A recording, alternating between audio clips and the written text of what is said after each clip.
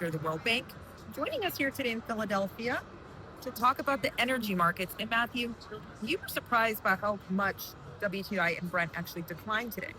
Well, and I was surprised by how much it went up in the last 24 hours. And I think this is the challenge right now is that volatility is not helpful for businesses generally, and it's not helpful geopolitically. And I think a lot of people are confused at the moment about what it is that President Trump and Prime Minister Netanyahu are really trying to accomplish with this war in Iran. And a lot of people are trying to figure out, where do we go from here? The Strait of Hormuz being back up for as long as it has been is a real problem, not just for the energy markets. Remember, fertilizer is a huge input for farmers around the world. And I've seen estimates that we could see half the yield for certain crops next year, which means that the impacts of this are going to go on for a while. And right now is a very uncertain time. Markets will go up and down, but those longer term effects of basic trade and how we produce our food and how we produce the fuel that heats our homes and fills our cars, that could be a long lasting effect.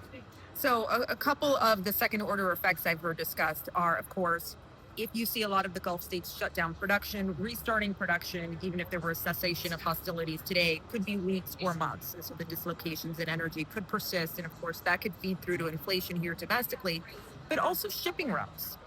What does this do for other commodity markets? What does it do for the shipping industry? What does that do, again, for inflation inputs in this country? Do you have the sense the administration is planning sort of an off-ramp at this point? What are you hearing from them in terms of the rhetoric being used about the objectives of this war? We've heard a little bit of everything. This is part of the challenge. It's all over the place. So Secretary Rubio tells us that we did this just because Israel was going to anyway, so we just followed their lead. President Trump will tell us we can't have a leader like the previous Ayatollah. Well, the truth is that this new Ayatollah is actually more radical and more capable in many ways. He's certainly much younger. He's closer to the military than the last. So it's a little hard to understand. And I don't mean to be flippant or funny, but I truly don't know or don't understand where we're going from here. And that's, I think, part of what a lot of people are grappling with. So the Gulf states, it'll be interesting to see how they respond coming out of this. My sense is they thought they had a much closer relationship with this administration and that they actually would have been able to avoid some of the challenges. But right now, it's a little hard to say. The final thing I'll say is, yes, your basic point about logistics and how does transportation actually work. Remember that much less oil is going through the Strait of Hormuz than it used to. So people have been thinking about pipelines, other ways to distribute that oil. But the question is, if you have to send something a longer way around, or you have to send it through pipelines instead of on ships, that's more expensive. And so even if we reduce the impact of the Strait of Hormuz over time, it could still drive up prices for a lot of buyers around the world.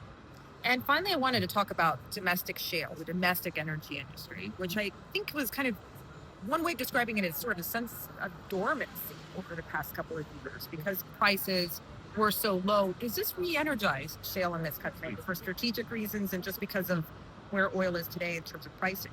I think the reluctance from a lot of shale producers has been more about where are we headed with overall prices and understanding, and remember, this is natural gas for the most part, but really trying to understand where our price is going, because I'm not going to invest unless I have a sense of what the price point would be when I pull that out and I actually sell. And so this goes to what happened today. Volatility is not helpful. If I'm seeing up and down, I'm going to sit on my hands. My shareholders don't want me putting money to work right now if we don't have a good sense of what the return will be in a month or 2 months or 3 months or however long. So again, I just think chaos and erraticism and one man's views are not ways that business leaders can help plan and can figure out what's next. And so it's still a wait and see. And wait and see means people just wait. They don't act. What's the best off-ramp? I mean, we've discussed a lot of possible off-ramps. We've heard a lot of them floated by various geopolitical analysts and strategists. What's the best of the bad choices for us right now? The best of the bad choices before us.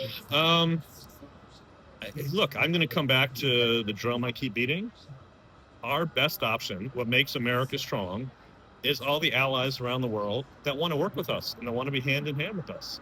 And if you think about Russia and China, they don't have a whole lot of allies. They have countries that are outcasts. They have countries that are pariah states. They do not have NATO. They do not have, you go down ECOWAS, they do not have ASEAN, they do not have all of these countries around the world that really want to partner with them. And remember, if you think about the US, you think about Japan, you think about Korea, you think about the EU, that's 2/3 of the world's economy. And so if we actually align with our partners and actually get back in lockstep with them, we are so much more powerful than we could ever be by ourselves. And the mistake that I think we're making right now is thinking that America can go it alone, or it can jump in with some small regional power like Israel, and they think that that's going to actually change things. No, what changes things is the heft of 2/3 of the world economy. And think about it, most of the countries in the world right now are still democracies. They may have swung more towards autocracy in some instances, like Hungary and Poland.